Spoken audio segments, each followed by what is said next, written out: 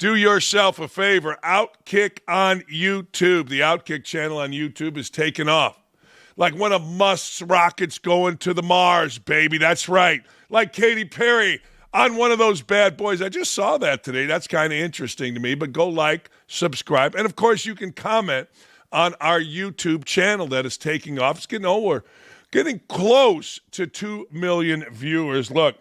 You got Ricky, you got me, you got Hot Mike, you got Clay, you got Tommy, you got Riley, you got Tyrese, you got all the stars right there. Like, comment, and most importantly, subscribe. Yeah, I don't give a damn about your comments. Dakich, you suck. Dakich, you're great. It's all the same to me. I know what I look like, and it ain't good.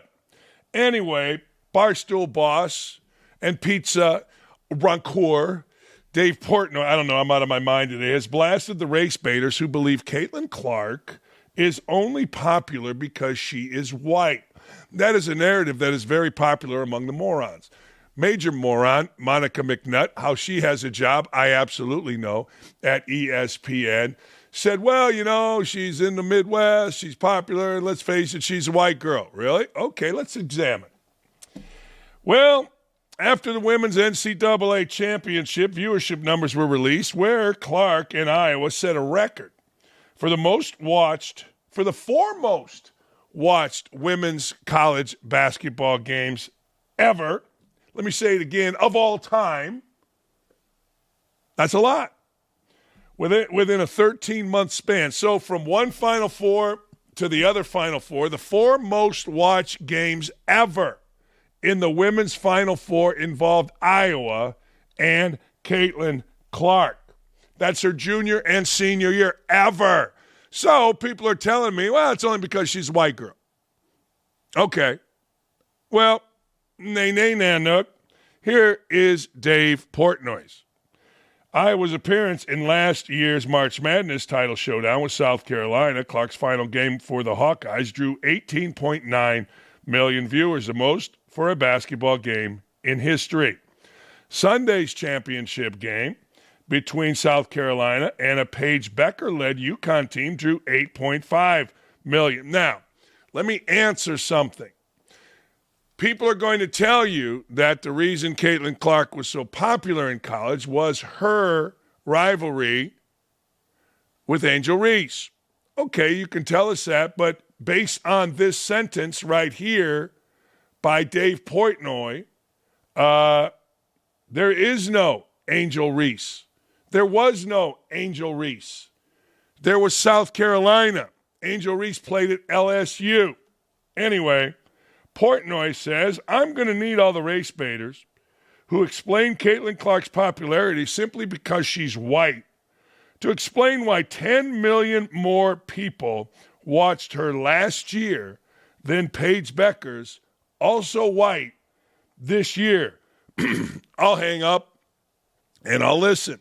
So what I normally do is, because sometimes people are smart, so I go to the comments and I see what people are saying. And the majority of those comments were this. Well, again, she had Angel Reese as the villain.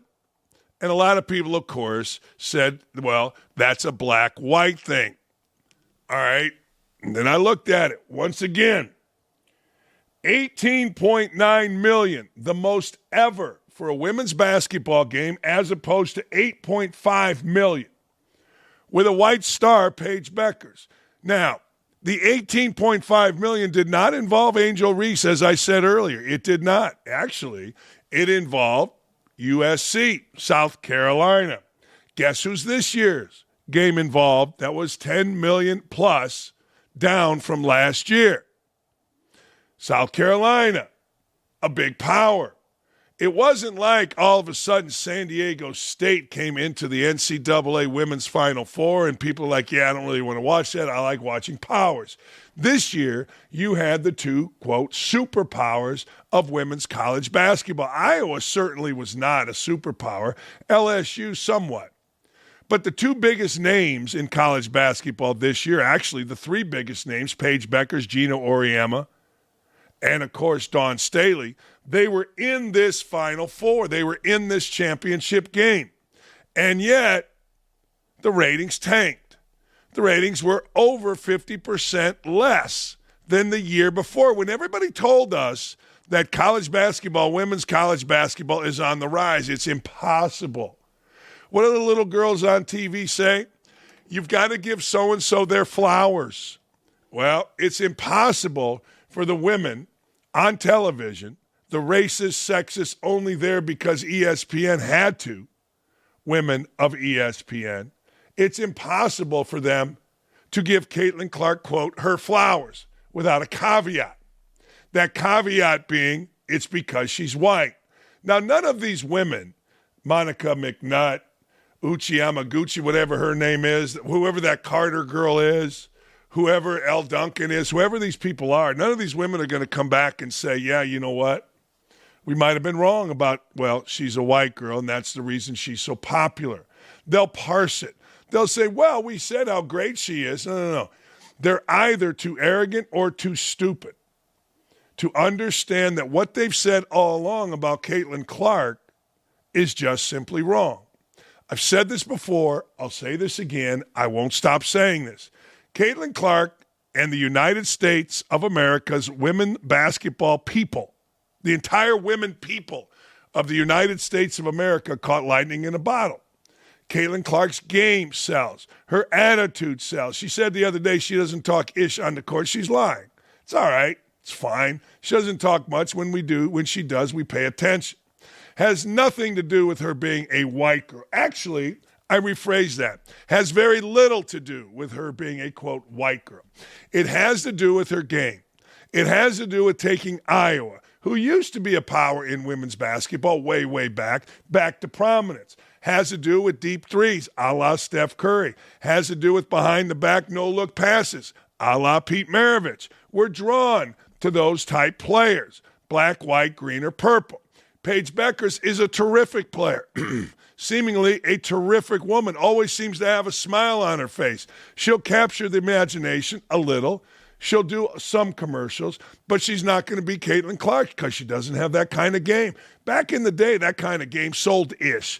You know, back in the day, we kind of like going to the rim and dunking. Hell, Isaiah Thomas told you that on our show. Used to be SportsCenter was all about the dunk over someone, dunk around someone, fast break, pump it, dunk it. Now it's about how deep can you shoot, and Caitlin Clark hit perfectly. But I don't expect the race baiting. I don't expect the race baiting to stop. I don't expect the hate to stop, the jealousy to stop, the sexism to stop, the bigotry to stop, the stupidity to stop. Because the people that tell you that Caitlin Clark is only popular, mostly popular, or even a little popular because she's a white girl are full of shit. It's like Coach Knight used to say to me, you either don't pay attention or you're too dumb. Which one is it? In the case of the women whose names I mentioned, they're neither. They just don't know. They have no idea. They're put on TV because of certain rules, unwritten rules of television that you must adhere to now, and ESPN is at the forefront of that. That's it. They'll continue spewing stupid. The women of the WNBA will continue their jealousy. They'll continue to hit, fight, knock Caitlin Clark on her ass, and Caitlin Clark's viewings will just go up, up, up. You think anybody cares if Dejounte Carrington knocks Kennedy Carter on her ass? No.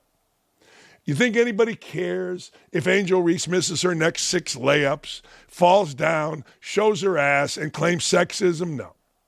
We only care that Caitlin Clark is playing. We only care that Caitlin Clark is getting beat up. We only care that Caitlin Clark is hitting a deep three. We only care that Caitlin Clark is getting poked in the eye. Everybody else can poke everybody else in the eye. And the reason we care is because her game is special.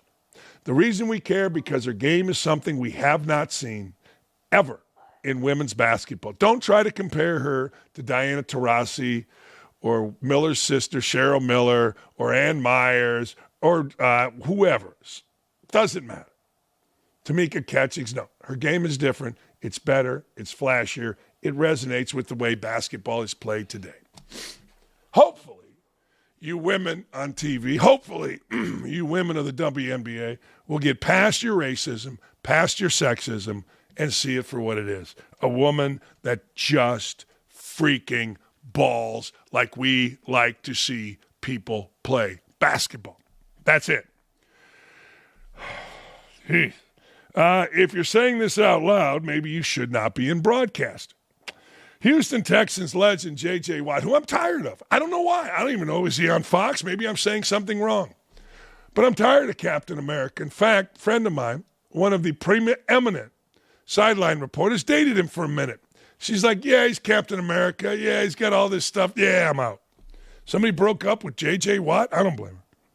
He went on record to let people know he has a very difficult time criticizing NFL players as a broadcaster. Excuse me. I wish I had a cough button. Got a lot going on. Anyway, you really shouldn't say that out loud. Just don't do it. See, this is why, hold on, wait a second, ring it up, self-promotion time. This is why I'm the most unique former coach ever to broadcast. I don't care. I remember when I went to ESPN, they're like, well, you're going to have a problem criticizing. I said, who's paying me? You or some coaching staff? Me. Don't worry about me. I'll be fine. I don't care. I got to be honest. I got to tell you what I see. I mean, it's not like I got 7 Final Fours on my resume, but as they said, I'm the most unique guy in the history of broadcasting. No one's ever done what I've done as a former coach coming into broadcasting. And J.J. Watt is showing you what former players are really all about. Tom Brady doesn't criticize anybody. You guys love Greg Olsen. He's about as mid as it can get. See, I'm using the kids' term. I still love being around the ball. I love being able to talk about football. It'd be very weird if I didn't have some tie to the game because I love watching it, talking about it, breaking it down. At the same time, I have a very difficult time criticizing guys because I was on the field. Well, that's why you should criticize guys. You've been on the field. You know what they should do. I know you've got a guy who's breaking down film and he's drawing up the play and you're like, that's not my assignment. That's not my job. And you just threw all this blame on me on national TV. Oh, that's nice. But it's really not blame. And if you can't handle that, I don't know what to tell you. Look, you go about – this is where former players have a problem. The great Urban Meyer called me when he was going into broadcasting. He said, hey, how do you handle doing a game? Urban used to do games, noon game, on Saturday for ESPN. I said, look, act like you're coaching your team. Do it as if you are correcting and coaching your team. Now, a former player can't do that. Can't. There's no way. They've never coached because it's so different from sitting there listening to a coach and coaching, being the guy up front that has to be right because players will pay attention. And if you are wrong in what you are telling players, they will lose respect and they won't listen to you. There's a lot of other reasons they may listen to you or may not listen to you, but in terms of that, if you give them the wrong stuff and they can clearly see it, they won't. So do it like you're coaching. J.J. Watt's never coached. He thinks it's blame. No, it's describing. And if guys can't handle somebody saying, well, he missed his assignment, he was supposed to cross here or do that, whatever, then they shouldn't be in the league. So I never want to be that guy. So I'm always careful from that standpoint. But it has been really, really fun still being around the league. Then he should get out of broadcasting. I mean, he just should. I understand he's Captain America. I understand he's cute. I understand he seems like a really good guy. But you know what? He shouldn't do it. I mean, if you're that insecure or you're that worried about players, if you're that worried about whatever it is you're worried about, then you shouldn't do it. Yeah, you get to be around the game, but hey, you can be around the game sitting at home. Analysts like Watts are paid heaps of money to explain to fans what happened on the field, how it affected the team, and what it means. That's right. If they can't be critical just because they were once part of the fraternity on the field, their analysis rings hollow. There's never going to be a time, me personally, where I'm going to listen to J.J. Watt broadcast a game. I mean, I'll listen. It'll be background noise, but I'm not paying attention. It's like Greg Olsen. You guys love Greg Olsen. I don't know. I get it. He's like the backup quarterback. You know, he's sad that he got bumped out by Tom Brady, who, by the way, did a very good job. Not great, but did a very good job in year one. And in broadcasting, like everything else, it's reps, it's reps, it's reps, it's reps. But the truth of the matter is Greg Olsen doesn't say anything. Greg Olsen says nothing. And a lot of NFL people, and I would bet if I went to my bosses, or the bosses, not my bosses, the bosses at Fox Sports, and said, what do you think? They would all say the same thing. It's great. Don't get us in trouble. See, the NFL governs with a heavy hand. The NFL doesn't want anybody critical of it. Hell, the NFL once went to ESPN and stopped a very popular show named Playmakers because it did not portray the NFL in a positive light. You think when you put on that CBS little blazer, you think anybody in the booth or in the offices way up top, wherever CBS is, downtown Manhattan, you think they want to get any phone calls about anything controversial? Actually, now that I think about it, J.J. Watt's the perfect announcer for the modern-day corporate America. They don't want any problems. They don't want anything. So have J.J. Watt. He's not going to say anything controversial. He's not going to criticize anybody. Everybody's going to go, oh, J.J. Watt is so cute. That's it. I don't know how you live with yourself, though, going on air and not saying the truth. I don't. It hasn't worked out great for me. It hasn't worked out bad, but, pretty good. All right, co-MVP is no MVP, and I stand on this.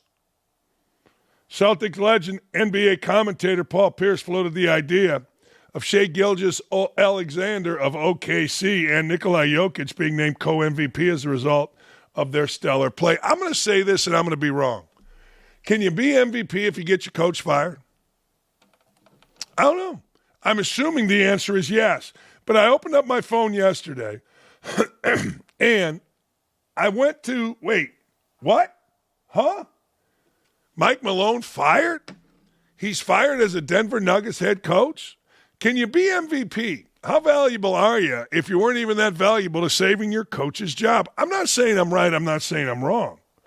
I'm just asking a question. It hit me this morning when I was going over this rundown. Like, I don't know. If I were a voter, that would affect me. They've lost a ton of games here late. Shai Gilgeous-Alexander avenged last night a blowout by the Lakers by late in the game blowing out the Lakers. I don't know. Here's Paul Pierce. I'm so conflicted with this right now because on one end, I'm like, you got to give credit to SGA for leading this team. 60 wins, best record in the league. Yep. He's leading the league in scoring. When the last time? I think the last time we seen somebody lead the league in scoring and have the best record was probably like I think maybe like LeBron did it, like a lot of years back. AI maybe. I'd have to go look. No. Best record in the league and led the league in scoring. That's hard. That doesn't happen. LeBron got one scoring. I think they did. I think it might have been maybe LeBron. I know Jordan did it many times. Oh, did it just about every year. Yeah, so, I'm conflicted. Then you look on the other side, you're like, this is historic. This guy is top 3 in 3 major statistical categories. I've never seen that in all my years of watching basketball or ever even heard of it. As a matter of fact, it's never happened. How about that? And so how do you tell a guy who's doing this much that he's not the MVP? I put a bid in and say, hey, they should come up with a co-MVP. Maybe they can they do it? Can they do Man, it? they can do whatever they want. But we had a co-rookie of the year before. Only if it ended up in a tie. It would have to end up in a tie. Man, let's go through the numbers. This is a bit fascinating. Shai Gilgeous-Alexander is first in scoring in the NBA, 32.5. That's pretty good. 5 rebounds, 6.4 assists, and look at his team's record, 64-14. It's pretty good. MVP-type numbers. Nikola Jokic, 30 points a game. That's third in the NBA. I've never seen this either. 12.8 rebounds per game. That's third in the NBA. 10.2 assists per game. That's second in the NBA. Now, his record's good, not great. 47-32. That should be able to keep your job, although Mike Malone and general manager Calvin Booth, it wasn't. I don't know, man. That's 64-14. That sits right there. What did they say on movie one time? Like a big matzo ball. It's like it's like a big matzo ball sitting right there. I'm tough, people. I'm fighting through. I'm struggling, but I'm fighting through. Anyway, I don't know who the hell I'd give it to. Yeah, I do. I'd give it to Shai Gilgeous-Alexander. I would. Look, let's be honest. You can't get your coach fired and be MVP. Back in the day, Andre Dawson of the Cubs in like 87 was MVP of the league. Team came in last. It was stupid. Is it the best stats? If it's the best stats, this one's easy, Jokic. Is it the best player on the best team? Well, that one's easy too. Then that's Shai Gilgeous-Alexander. Is it the guy that elevated his team? Well, you can make the argument Jokic certainly has. You can make the argument that Shai Gilgeous-Alexander certainly has. I would vote for Shea Gilgeous-Alexander, but I'm not going to lie to you.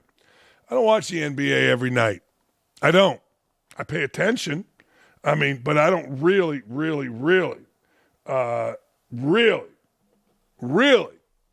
watch the NBA. People that are voting on this are paid to really watch the NBA. I really watch the playoffs. No, I really watch the playoffs.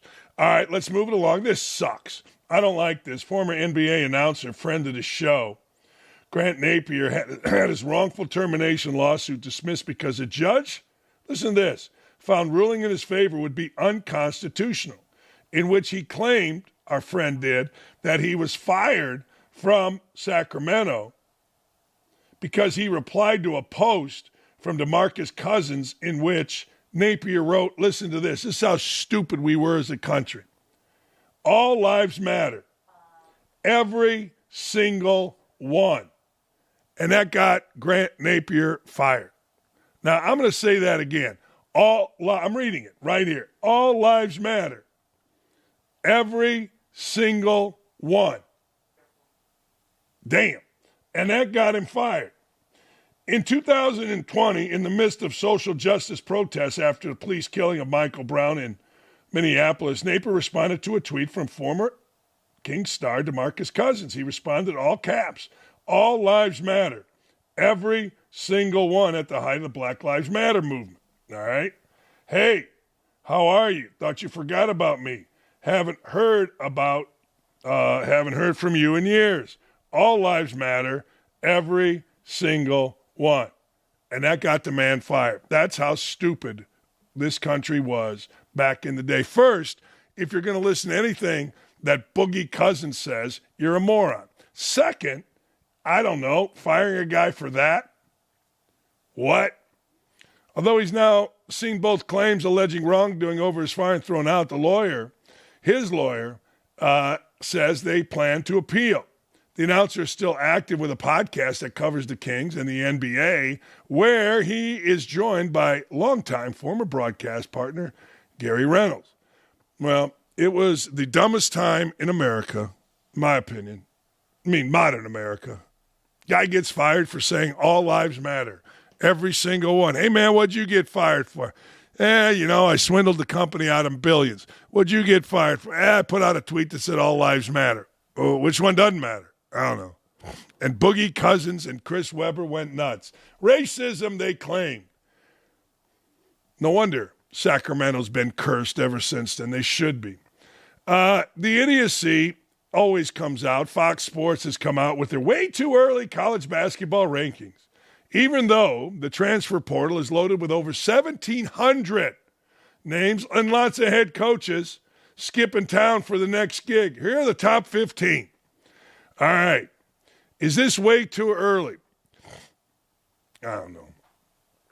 Michigan, Arizona, Florida, Kansas, Auburn, Iowa State, UCLA, St. John's, Alabama, Texas Tech, UConn, Duke, Louisville, Purdue, Houston. Nah, it's perfect. I don't know. None of these idiots knows. Who knows? Way too early. Oh, okay. Gee whiz. Yeah, I don't care. Houston's got a bunch coming back, just got a nice commitment. Hell, Indiana doesn't even have a roster. I don't even know who the hell is going to be playing there. I guarantee you Purdue doesn't say, oh, man, we are that good. Purdue has two players coming back, couple that played really well at times, Colvin and Heidi leaving. How the hell are they number two? Louisville, fantastic. Duke, how do you know who's coming back? I saw yesterday one of these guys on TV, I think it was our friend Craig Carton, said that Cooper Flagg should come back. I agree, come back. What the hell? UConn, I'm never betting against. Texas Tech, I can't tell you two players on the team. Alabama seems like they're always going to be good. Pitino's still coaching at the Red Storm. They're going to be just fine. UCLA just got an overhyped transfer named Melvin Booker. We'll see. Iowa State, I've never had interest in Iowa State. Auburn will be better than expected because that's what Bruce Pearl does. Kansas will be better than expected because they got rid of some cancers on the team. I'm not betting against Florida. They're tough as hell. Arizona, I don't care. And Dusty May still coaching at Michigan. They'll be fine. There's my synopsis. Who the hell knows? And in 2 minutes, we're not going to care. Why? Because the NFL draft's coming up. And really, if you look at college sports all over the place, the NFL draft and anything to do with the NFL floats the boat. Villanova here. Remember Kris Jenkins hit that three? Arcidiacono flipped it back to him. Arcidiacono, whatever. Ryan Arcidiacono. I always thought it was three names. He hit Kris Jenkins. Now, Kris Jenkins is suing the NCAA for limiting pay while he starred for the Villanova basketball team and hit the game-winning shot in the NCAA tournament. He won a national championship. He wants some money. Remember? He hit the three against North Carolina after Marcus Page hit a double pump three. Jenkins, who's a really good dude, I had a chance to meet him at the NCAA headquarters, is claiming the university and other properties have made millions off his NIL, especially with the usage of the buzzer-beating winner that has been viewed millions of times, absolutely, on the internet, and he'd like to be compensated for it. Good for him, man. Hell, we all should be. Damn right, per the lawsuit, Jenkins seeks compensation that he would have received absent defendants' unlawful restraints on pay-for-play compensation, a share of game telecast revenue and compensation that he would have received for media broadcast uses of his NIL, and the compensation that he would have received for his NIL from third parties for use in video games and other opportunities, including marketing, sponsorship, social media, branding, promotional, and other NIL deals. Good for him. Why not? In his lawsuit, listen to this.